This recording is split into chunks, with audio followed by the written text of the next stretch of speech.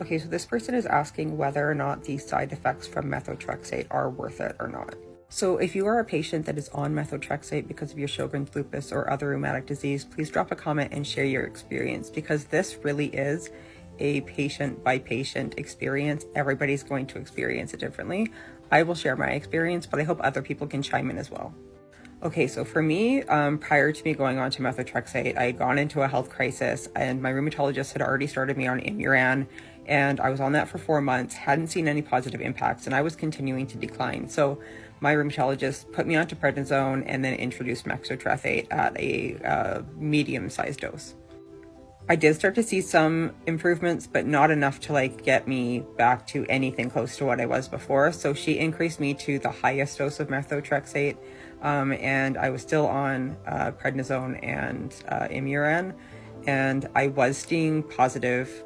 The higher dose gave me more positive impacts, and for me, I would say that it definitely was worth the side effects.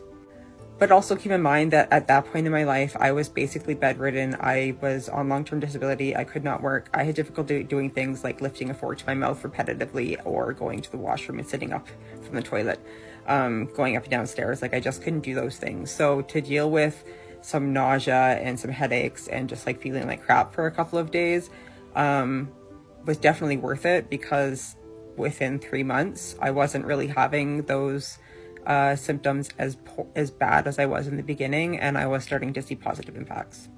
One thing that I do recommend to anybody who is considering methotrexate is talk to your healthcare professional about the possibility of doing methotrexate through an injection, like a needle.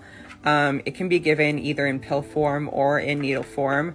However, the pill form can be really harsh on individual stomachs and can make the nausea and stomach pain quite severe. So if you are a person that does not have an averse to needles, it might be within your benefit to take the needle so that you don't have to deal with those symptoms as badly as somebody who's taking them by pill form.